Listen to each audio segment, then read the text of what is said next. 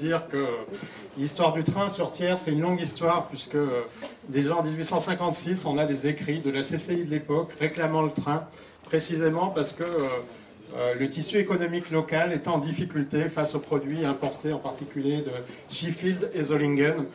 qui étaient les deux capitales européennes de la coutellerie à l'époque, et donc Thiers étant loin des mines de charbon, loin des circuits d'approvisionnement, était en difficulté. Donc on se rend compte qu'au travers de la mobilité, on parle beaucoup plus que de mobilité au sens strict, on parle d'attractivité, on parle de développement, et on parle aussi d'un aspect social, un peu oublié aussi, c'est que du fait de ces investissements non réalisés pendant des années, parce que on ne peut pas non plus mettre sur le dos des équipes actuelles ce qui s'est passé depuis de longues années. C'est le résultat de politiques publiques en France depuis maintenant au moins une quarantaine d'années que nous sommes en train de payer. On sent que nous avons aussi des phénomènes de poche de pauvreté qui se créent, et la mobilité en est un point essentiel, puisque la mobilité physique, c'est aussi une mobilité sociale, une mobilité symbolique qui est permise ou au contraire interdite. Et donc, sur un territoire tel que le nôtre, territoire sur lequel on est entre les villes de Clermont et de Thiers, nous sommes unis par le train, mais nous sommes aussi unis parce que nous avons des quartiers politiques de la ville, un quartier politique de la ville dans lequel les revenus médians sont extrêmement bas et où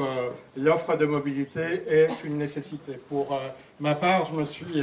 fait un peu mal l'été dernier, je ne peux plus conduire et je suis obligé de prendre le train. Je suis très heureux d'avoir un train pour aller jusqu'à Clermont, très clairement, sinon je serais dans l'impossibilité de faire quelque chose d'assez classique dans une vie courante, d'aller dans la capitale régionale, enfin, ce qui correspond à notre capitale régionale, de manière à pouvoir faire un certain nombre de choses. Alors, au-delà de tout ce qui a été dit, le travail de mobilisation est important, il n'est pas suffisant, mais il est important pour aussi démontrer quelque chose qui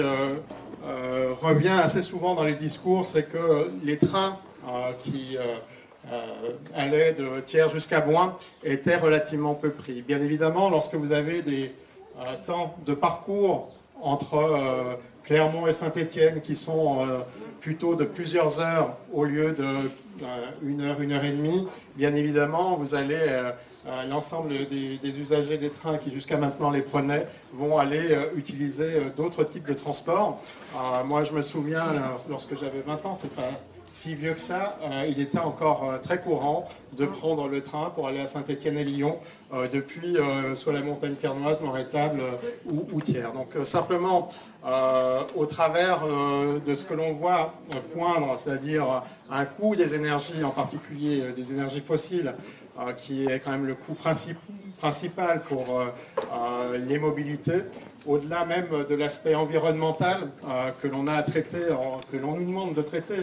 par des lois d'État, avec le PCAET, donc projet climat, air, énergie territoriale. Il faut demander à l'ensemble des puissances publiques d'être cohérentes, puisqu'on nous demande, nous, de réduire la part des énergies fossiles sur notre territoire. Et bien pour le faire, il nous faut absolument des moyens de locomotion qui nous permettent de répondre à ces enjeux importants pour le territoire. En tout cas, merci à vous de vous mobiliser au service de ce train.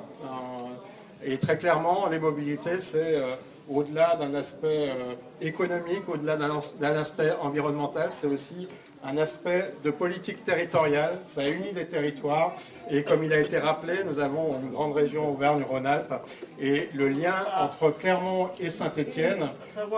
est quelque chose à renforcer pour les années qui viennent. Merci à vous.